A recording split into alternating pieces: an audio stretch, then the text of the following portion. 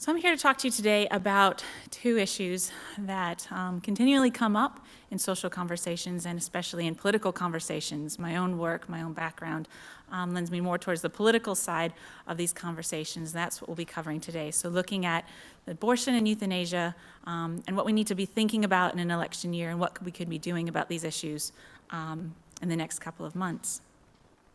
Let me start by telling you a little bit about the research unit that I started a year ago and that I work for, although currently on leave from. The Every Life Research Unit is a specialty research unit focused on the policy angles of complex bioethical issues. I found when I was a researcher at Maxim Institute that often in issues like euthanasia or abortion, MPs did not have a lot of support and not a lot of research help in coming to grips with what do they think about these issues. These are things that are very complex. The research is difficult to understand, difficult to find good information on, and that there was kind of almost a gap in the market, so to speak, the intellectual market of helping policymakers make better decisions, have better conversations about these types of topics, and that's where the Every Life Research Unit comes from. All of my work comes out of a strong research base and is made to bring the best of international research and New Zealand analysis to policymakers so that they can think better about these issues. Our underlying ethos is that every human life is deserving of respect, every human life is deserving of belonging, and that's the grounding in which we come from, or I come from. So first up, euthanasia. Let's look at it internationally. Euthanasia is legal in a number of countries and a number of US states. Euthanasia, that is the practice by which a doctor injects a lethal drug into a patient, bringing about their death, is legal in the Netherlands, Belgium, Luxembourg, Canada, and Colombia. Assisted suicide, this is where a doctor prescribes lethal drugs to a patient and the patient then takes the drugs themselves, is legal in the US states of Oregon, Washington, Vermont, California, and Colorado. It's also legal through a legal loophole in the European country of Switzerland. Passage of euthanasia and assisted suicide legislation tends to come in waves. The earliest legalization was in the late 1990s, first in the Northern Territories, which it is now illegal. A whole interesting story there, and in the U.S. state of Oregon, which passed its law and enacted it in 1997.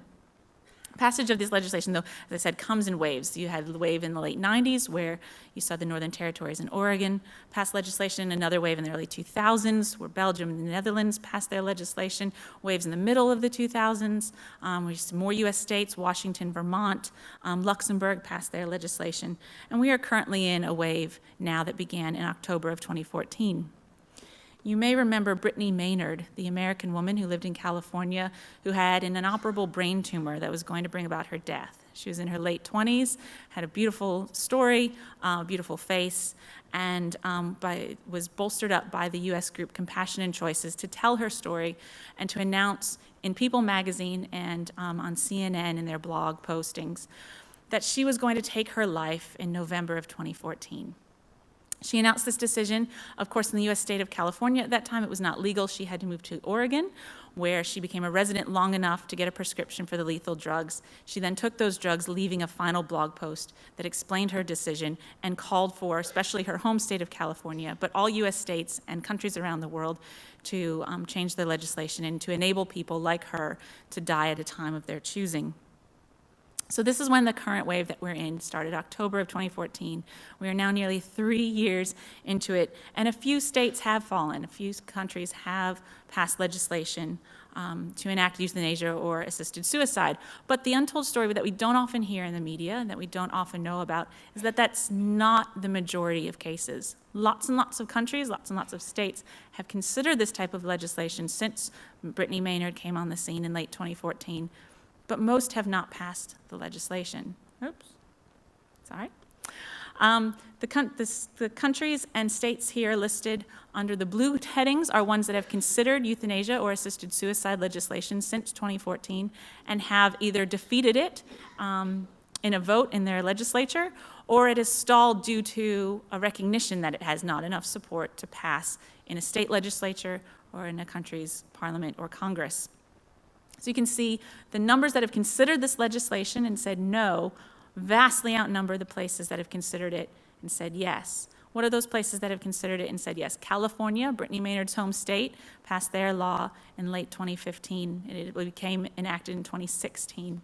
Canada had a Supreme Court case in Canada in 2015 in which the Supreme Court said that the prohibition on assisted suicide and euthanasia in Canada abridged Canadians' human rights, especially the right to life and the right not to be subjected to cruel and unusual punishment.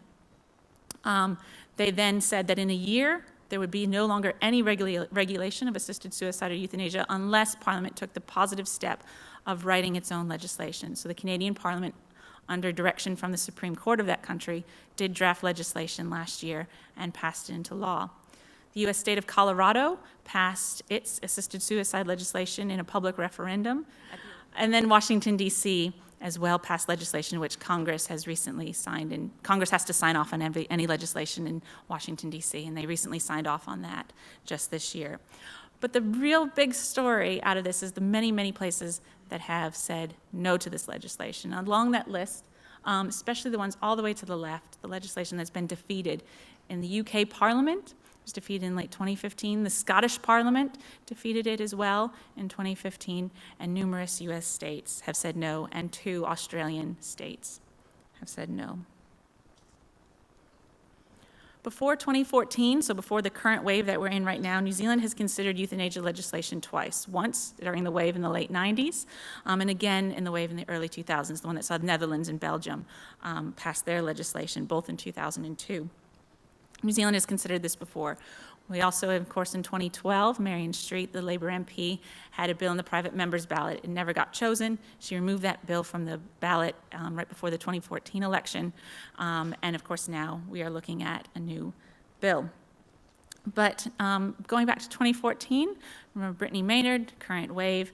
In New Zealand, we had our own Brittany Maynard story. And you may remember this. Oh, there it is. Lucretia Seals, who in January of 2015 was profiled in The Listener. Again, a woman, a younger woman in her 40s who had an inoperable brain tumor and was fearful for the death that her doctor said could happen if her brain tumor took particular directions. And she asked in January of 2015 that the Law Commission, where she worked, investigate legalizing euthanasia so that people like her, people with education, with vast knowledge, experience, independence, could choose to take their lives at a time of their choosing when they're faced with a terminal illness that they did not want to experience the effects of.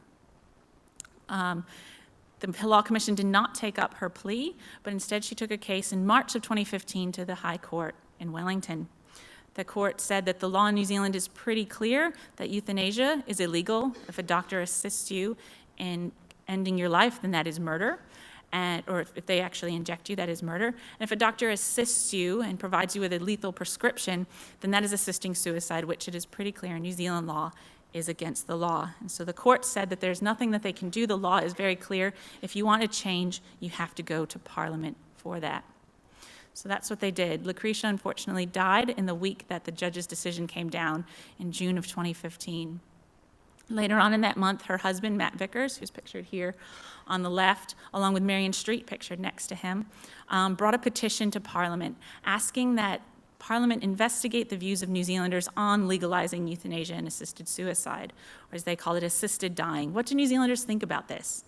They're convinced that New Zealanders will be in favor of euthanasia and assisted suicide, and that by Parliament looking at it and realizing how much the public supports these things, Parliament would take action on this issue and bring forward its own legislation, maybe as a government bill, potentially galvanizing a minor party or an opposition party to bring it forward as a private member's bill. But anyway, they said they were pretty convinced that the 9,000 signatures, nearly 9,000 signatures they got on this petition, was going to show Parliament the vast support that the public has for euthanasia and assisted suicide.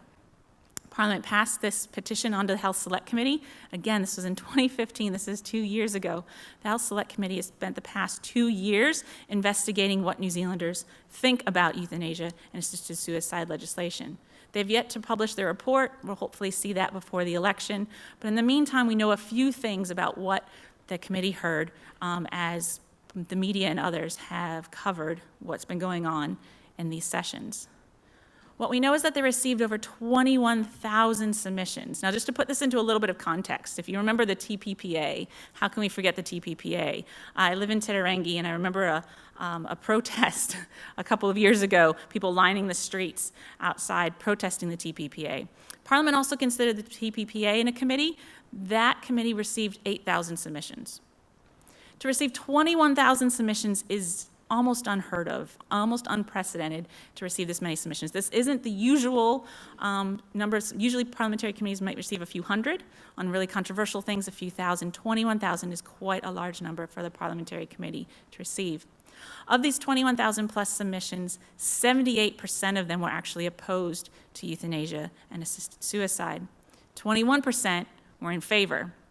1% didn't say.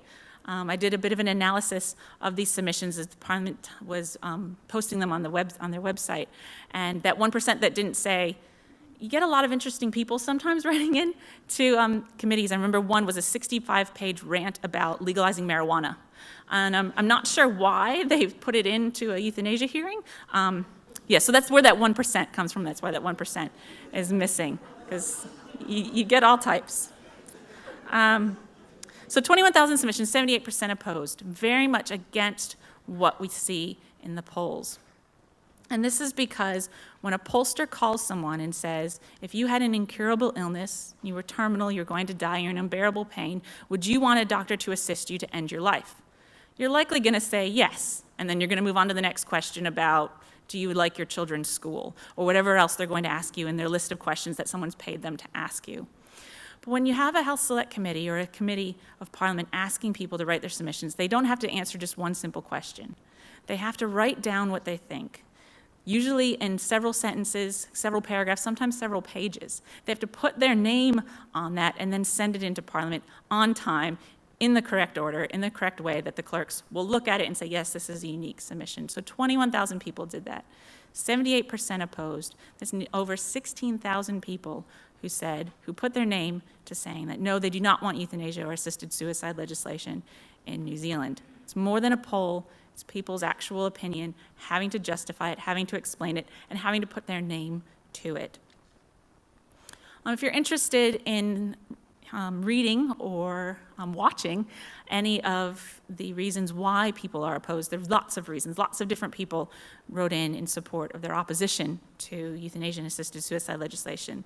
And there's a website, 16,000 Voices, where we've taken some of the people who gave oral submissions to the Health Select Committee and asked them to tell us why they were opposed to this legislation. We have 9 of these videos online. You can watch them. They're 2-minute long videos, and there's 45-second ones for Facebook as well. There's a gathering of many different types of people, vets, people from the North Island, people from the South Island, doctors, nurses, students, writing in and saying why they're opposed. This isn't just from one segment of the population. This isn't just from people from Christchurch are opposed, or this isn't just people under the age of 35 are opposed, or this isn't just people who go to church are opposed. This is lots of people from a wide cross-section of the New Zealand public is opposed. And this website will give you a little bit of an indication of why they are opposed.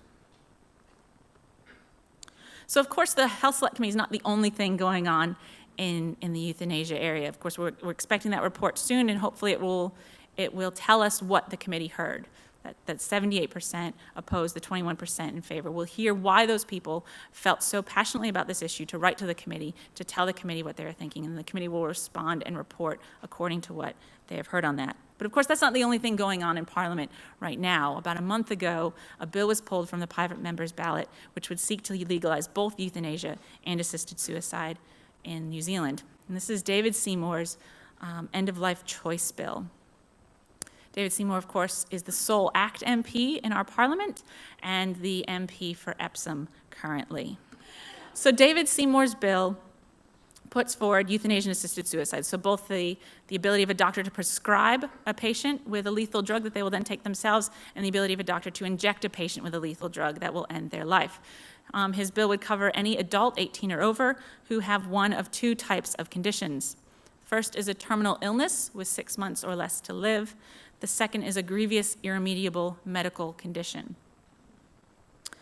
These are both fairly broad, but also relatively standard practice in the European countries that have legalized euthanasia, such as the Netherlands and Belgium. It differs from the US states that have legalized assisted suicide only, in that in the US states is limited just to terminal illness with 6 months or less to live.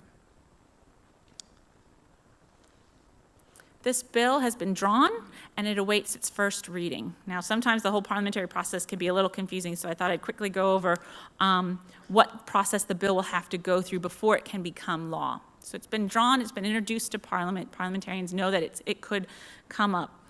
The process it has to go through is a first reading, where parliamentarians get to have a small debate and then get to vote on the principle of the bill. Do they agree in principle that this is a good bill and that it should be sent on and considered more, or not? Previous attempts to pass euthanasia legislation in New Zealand have failed at the first reading. They've been knocked back there. But if you were to pass your first reading, so most parliamentarians say, yes, we want to think about this some more, we agree in principle, let's look at the details of this a little bit more, the bill then goes to a select committee. In the select committee, they get roughly 6 months to consider the bill. They might make some changes to the bill, may recommend some amendments, look at the bill and decide whether or not they think this is a good one to move forward, or not really, this shouldn't pass, or this should pass with these types of amendments. Once the select committee is finished, they write a report and they send that back to Parliament. Parliament gets to consider that report. They then consider that report, have another little debate, and put the bill up for what's called a second reading. Again, Parliament gets to decide, do we want to move forward with this, or are we done with this issue? Do we not want to consider this any further? You pass the second reading, you go into something called the Committee of the Whole House, which is where they can have a wide-ranging debate on the bill, now in a form in which most amendments have been brought in, maybe from the Select Committee or others that have been suggested along the way. Members can also present more amendments to the bill if they would like. They can be voted on right then and there if they want to change anything. At the end of that, they have what's called the third reading. And this is where the bill passes or doesn't pass. And so if it passes third reading, it's passed by Parliament, and it just awaits the signing of the Governor General to become law. Again, if it's defeated at third reading, it's just gone. So David Seymour's bill has been pulled. It has yet to have a first reading. And the first reading may or may not come before the election, because it's a private member's bill. Private members' bills can only be considered on private members' days, which there are 2 more of before Parliament dissolves in late August. There's a lot of other business that goes on in Parliament. Lots of things can come up that can press time here and there. Lots of speeches can go on and on, longer than people anticipated. So it's not entirely clear yet when the bill will come up. It could come up at the end of August. It could come up at the end of July, the beginning of August, before Parliament rises. But there are 2 days left in which the bill could be decided. It probably won't get past first reading. It definitely won't have time to go and sit in the Select Committee for 6 months before the election. But the bill can come back after the election if the member is returned, or if another member picks up the bill and decides to carry it on post the election. Okay, so that's what's going on a bit internationally and in New Zealand with euthanasia. But of course, there's another major bioethical issue that is of interest in this election period, and that is abortion. Internationally, there are really 2 strands to what's going on with abortion legislation and policy. The first is pushes that we're seeing in many countries to do what is called decriminalization of abortion.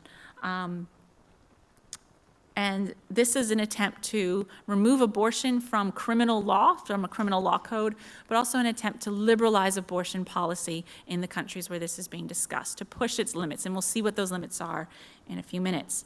But there's another strand as well that's going on alongside this. So really the international community is split very much on this issue. It's not all trending in one direction. And that other split is what we're seeing is a rise of people recognizing more and more a desire to protect women and a desire to protect the unborn child through more restrictions on abortion and through laws that tighten up the circumstances under which abortion may happen or can happen. And we'll look at the 2 reasons for why that is and where this is going on. First, it's important to understand that abortion legislation around the world varies quite drastically. This map from the Guttmacher Institute, which is an institute which pushes for what they call reproductive rights throughout the world, shows in different colors the types of abortion legislation worldwide, and the prohibitions or the lack of prohibitions on abortion in different countries. Countries that are colored in red, abortion is either prohibited altogether, under no circumstances is it allowed, or it is allowed only to save the mother's life. Orange countries are those where abortion is allowed but only to preserve the life of the mother. Yellow countries are those where socioeconomic grounds for abortion are considered. This may be that the woman can't finish studies if she has the child. The family can't afford another child. The woman's mental health may be affected. Those countries are in yellow. Green countries are those in which there are relatively no restrictions on abortion. So as you can see, the US and Canada. Of course, the US, it's a little simplistic, and we'll get into that in a minute, why the green shading for the US is a bit simplistic on this map, and also Australia as well. But a lot of Western countries, very green. Africa, South America, red and orange. New Zealand itself, a bit more yellow. So what does the most extreme form of abortion law with no restrictions look like? Well, this is what many internationally will call the Victoria model. Victoria has the most liberal abortion law in the world, and it's one in which people who seek to decriminalize abortion try to push towards this Victoria model. In the Victoria model, abortion is allowed for any reason or no reason at all. Abortion is allowed up to birth, so there's no restriction on weeks. It's not 12 weeks, not 20 weeks. It's up to birth. If the woman hasn't gone into natural labor, she can have an abortion at any point. Also in Victoria, babies that are born alive after an abortion, the abortion fails in some way, the baby's born alive, these babies are not given any life support. There's no protection for the child if it is born alive during the process of an abortion. It is considered that the mother did not intend to have the baby was not meant to be born alive, it was a botched abortion, and the baby is left to expire on its own.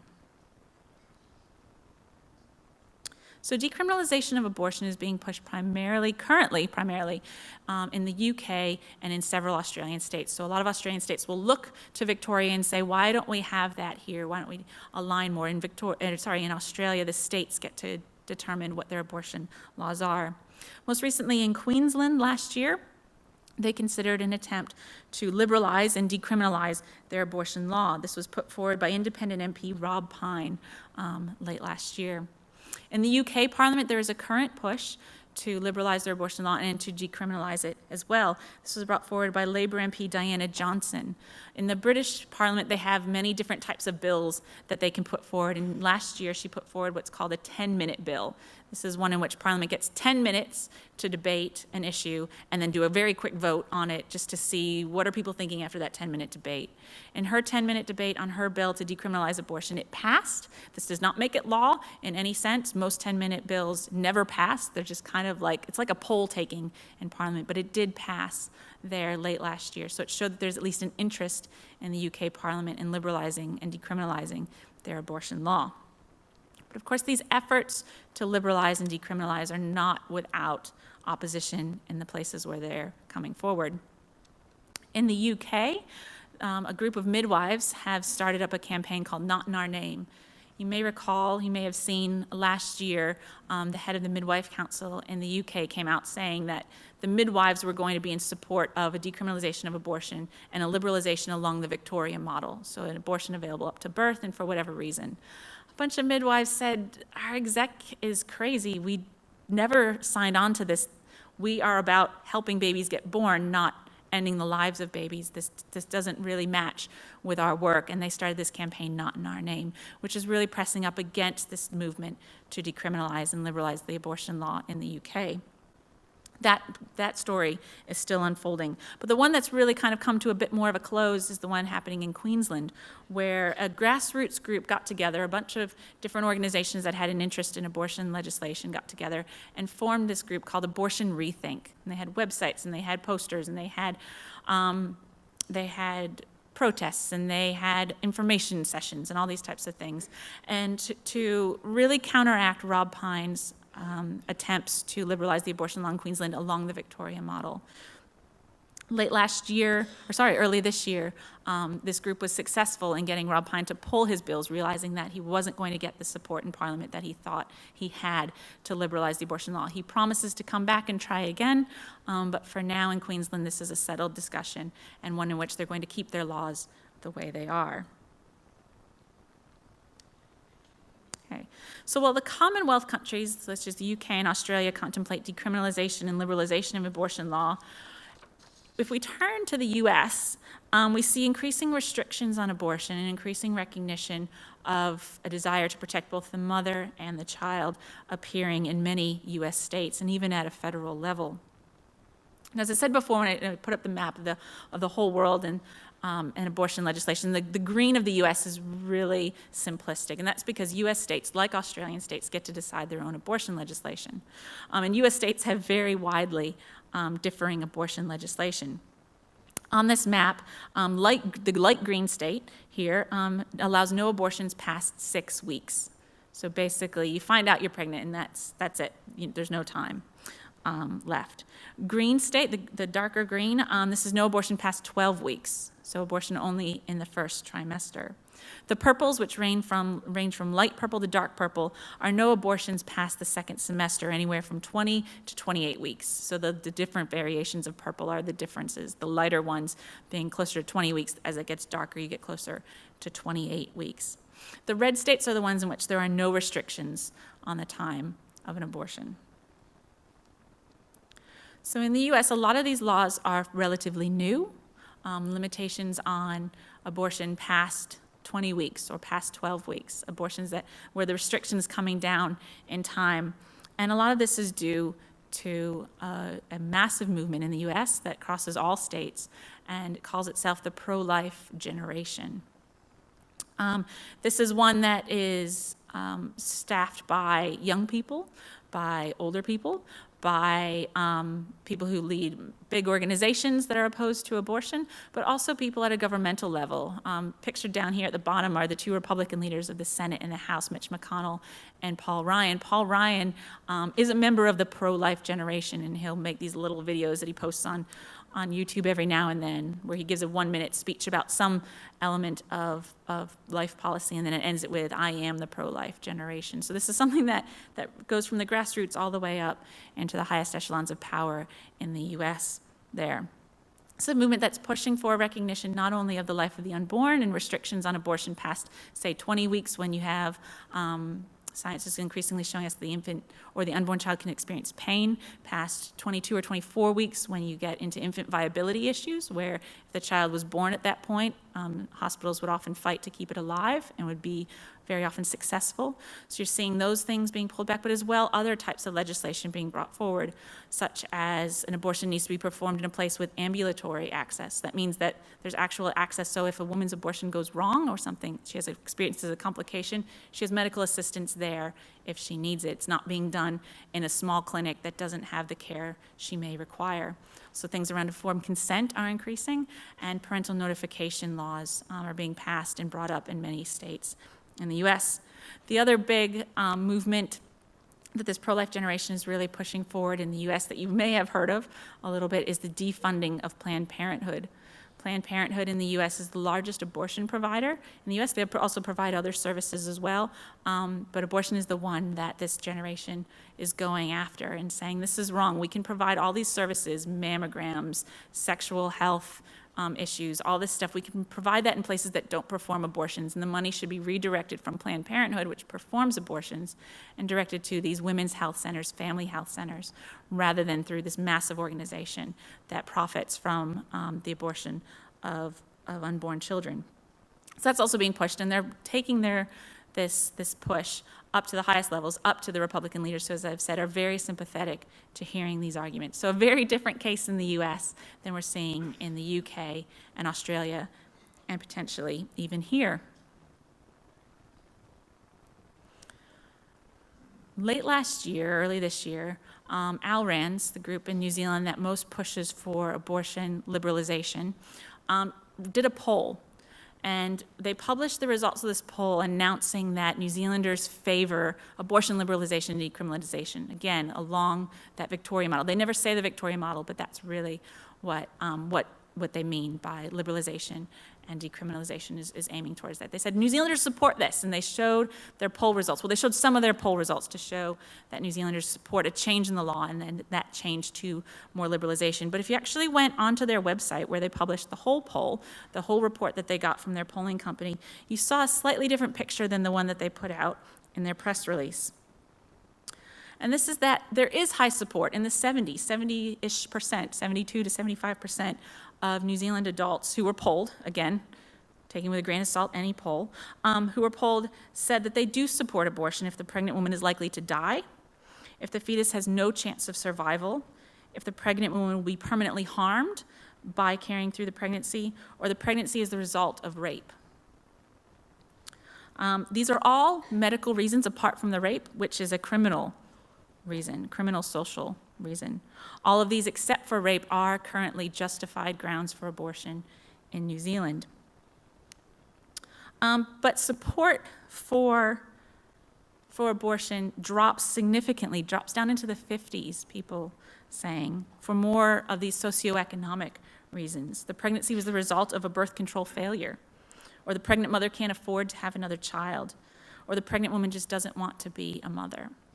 When you talk about these reasons, in an Al Rand's poll of New Zealanders, the support for abortion significantly drops.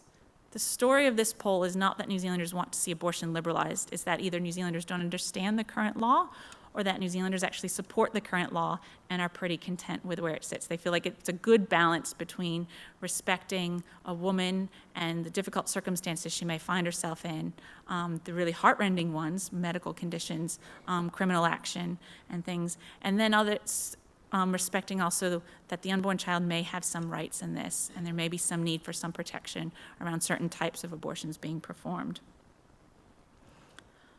Action on these poll results or on the movements internationally, it's hard to say what will happen in New Zealand over the next couple of years. But as we heard earlier this morning, Bill English, when asked about this early on and his time as Prime Minister, said that this is not a priority. The liberalization of abortion law, changing of abortion law, is not a priority for his government. They have lots of other things they want to tackle. This isn't something they're going to touch. He has an opinion on it, and his opinion is that the law as it stands is perfectly serviceable, potentially with a little tightening up of implementation, but the law as it stands is a good one. And so it's not something that they're really going to concern themselves with one way or the other. That's not so with the other parties in Parliament. The Green Party has part of their platform that they would wish to see abortion decriminalized in New Zealand. Again, decriminalization alongside liberalization along to the Victorian model. The Labour leadership, when asked after Bill English responded that it's not a priority for a national-led government, when they were asked, would it be a priority for you, they responded that they would like to investigate the abortion law in New Zealand. Maybe it's time. You know, the law is over 40 years old, and as we know, anything over 40 years old it's time to rethink, should it still be around or not. So Labour leadership is at least supportive of investigating the law to potentially look at changing it. At the same time as all this was swirling around, no one thought to go and ask ACT, so David Seymour put out a press release saying, I'm all for it. I'm all for liberalizing the law in an ACT-led government. Or if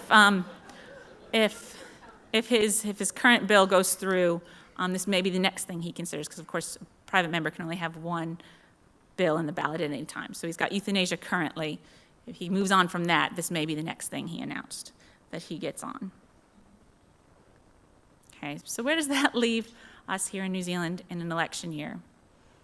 We have a bill that may come before Parliament dissolves to legalize euthanasia and assisted suicide. We're awaiting a committee report that's going to look at what 21,000 plus New Zealanders think about euthanasia and assisted suicide legislation in New Zealand.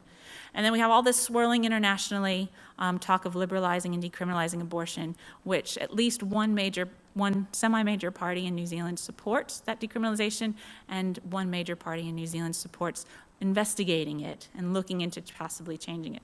So what does that mean here? Well, it means that we're in an election period right now. And right now is the time when MPs are most sensitive to what their constituents are thinking, what their constituents have to say. Now is the time to talk to MPs and talk to candidates about what you think about these issues, about abortion and about euthanasia. These are issues that have come up, either they're driven by the media in abortion's case, or driven by policy changes and actions in Euthanasia's case. If you have strong opinions on these, go and seek out your local MP. If your candidate comes knocking at your door, ask them what they think about this. Tell them what you think about this. They want to know. Many MPs, when you ask them how they would vote on David Seymour's bill, were it to come up in late July or early August, say, I want to poll my constituents. Which means they want to know what you have to say. They want to know what you think about this. They are listening, and they want to hear from you. Nothing is settled on either one of these issues. As we saw with euthanasia-assisted suicide, they don't always pass. More often than not, they don't pass these laws. On abortion, we saw that there are two sides to the international movements in this direction. Yes, there is the side that's pushing for decriminalization and liberalization, but there's also the side that's pushing for more restrictions and more protections for both the woman and the child in the abortion process. Nothing is settled here. Everything is open, and an election period in New Zealand, more so than ever at any other time, MPs are very open to hearing what you have to say and what you think about these issues. Go see them. Be respectful, be polite, but go and see them and tell them what you think. Tell them what you think should be done on these issues. Now's the time when you have their ears, so use them. Thank you.